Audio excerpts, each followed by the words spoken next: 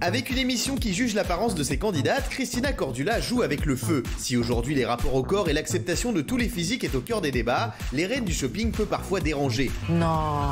C'est ce qui est arrivé avec l'émission diffusée lundi dernier sur M6 dédiée aux femmes rondes. La styliste brésilienne a créé la polémique avec un conseil jugé déplacé. Un conseil qui donnait une astuce dans le but d'effacer les rondeurs d'une candidate. Super flex quand même. Immédiatement, les réseaux sociaux se sont enflammés, accusant l'animatrice de tenir des propos grossophobes. Quand vous avez des rondeurs, ne portez pas de décolleté. Elle m'agace cette Christina Cordula. Mais ta gueule, putain, habillez-vous comme vous voulez, soyez libre. Hashtag grossophobie. Déjà, il y a quelques mois, l'animatrice avait été épinglée pour les mêmes raisons dans son émission La robe de ma vie, dont le contenu avait également été jugé grossophobe.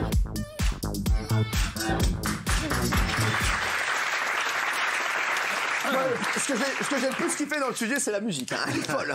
Oui, Benjamin Castaldi. Mais une fois de plus, un peu de nuance, honnêtement. Oui. Elle donne des conseils. Ils sont là pour avoir des conseils d'une dame qui s'y connaît a priori. Effectivement, c'est pas grave de dire à quelqu'un, tu devrais pas mettre quelque chose qui te met pas en valeur. Voilà, c'est tout. Il y a rien de grossophobe là-dedans. Honnêtement. Cynthia. Je suis pas du tout d'accord avec Benjamin parce que Christina Cordula, qui est censée mettre les femmes à l'aise et tout, elle conseille aux femmes avec des rondeurs de mettre des vêtements amples. À partir de là, oui, c'est grossophobe et oui, ça peut choquer. Je comprends du coup tout à fait la polémique. Alors, Gilles Vernet, je suis sûr que vous êtes d'accord avec Cynthia. Absolument. Et contre Castaldi, déjà faire un spécial femme ronde, mais qu'est-ce que ça veut dire? Alors là, t'as tort. C'est déjà stigmatisant en soi. Et ils font ça parce qu'ils avaient été accusés il y a quelques années ou quelques mois d'être grossophobes. Ils vous laissent rattraper, c'est complètement raté. Juste, je vous le dis, Isabelle, vous allez avoir qu'une occasion de défendre M6 ce soir. C'est où maintenant? Mais je suis pas une fanatique de cette émission, mais elles sont volontaires. Alors, des jeunes femmes viennent pour avoir des conseils et on reproche de donner des conseils.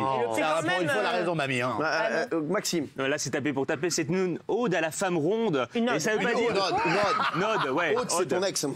Oh, merci, oui. Non, mais c'est vrai, c'est un vrai sujet de société. Et ça veut pas dire que dans l'émission, elle n'a pas fait appel à d'autres femmes rondes. Donc, c'est bien de les mettre en valeur. Et connaissant Christina, elle serait capable de faire une semaine en H. C'est avec les corps en H. Donc elle est capable de tout et c'est bien de mettre toutes les femmes en avant. Si quelqu'un a compris l'importance de Maxime, il m'écrit au plus vite. En tout cas, c'est ni une ode aux femmes rondes, ni stigmatisant pour les femmes rondes. Il y a des émissions spéciales, rondeurs spéciales, ceux qui mangent pas, ceux qui n'arrivent pas à dormir, etc. C'est le principe de la télévision. Donc il faut toujours que tu ailles dans le sens du vent, excuse-moi. Et ceux qui c'est la réalité. Et ceux qui donnent des leçons comme ça aux femmes qui sont un peu rondes, c'est toujours ceux qui sont très minces, etc.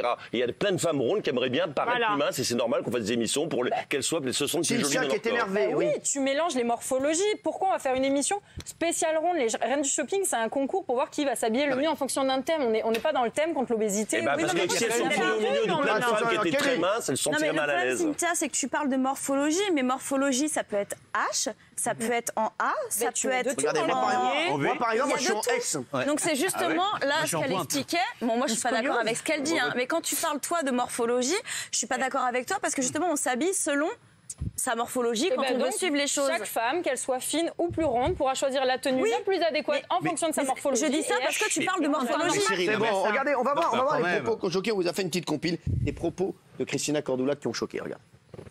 J'ai choisi ce thème parce que la fluidité, c'est super féminin et ça va très bien aux rondes. Tout ce qui brille, le satin, ça marque toutes les imperfections. Certes, c'est fluide, mais c'est pas un fluide pour ta morphologie. Moi, honnêtement, personnellement, le legging, ça va pas du tout.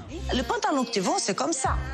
Ah oui. Des pantalons qui sont évasés. Alors que là, le moulon, il vaut mieux pas. Les slims, ça va pas. Tu vois. C'est tout ce qui est évasé, bout de côte, c'est l'idéal pour toi parce que ça va équilibrer les bas avec tes hanches. Si vous êtes ronde, c'est les gros accessoires qui vous vont.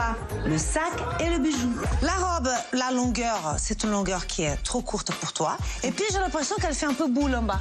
Oui, ça, du coup, j'ai l'impression que ça grossit un peu. Pour toi, il vaut mieux pas boule. Il vaut mieux marquer la taille et partir en évasé. Clément Garin. Clément, vas-y. Non, mais quand j'entends les conseils de Christina Cordula, je me dis, est-ce que n'importe qui peut s'habiller comme il l'entend? Pourquoi doit-on, quand on est ronde, être obligé de s'habiller avec des habits amples? Et moi, je pars du principe, on n'est toujours pas en train de parler de la grossophobie, mais on ne parle pas assez de la mégrophobie. C'est pareil dans le sens inverse. Mais ce sera pour la semaine prochaine. Ce sera pour la semaine prochaine. Elle a dit voilà, Isabelle Morin-Dubos qui a déjà le programme.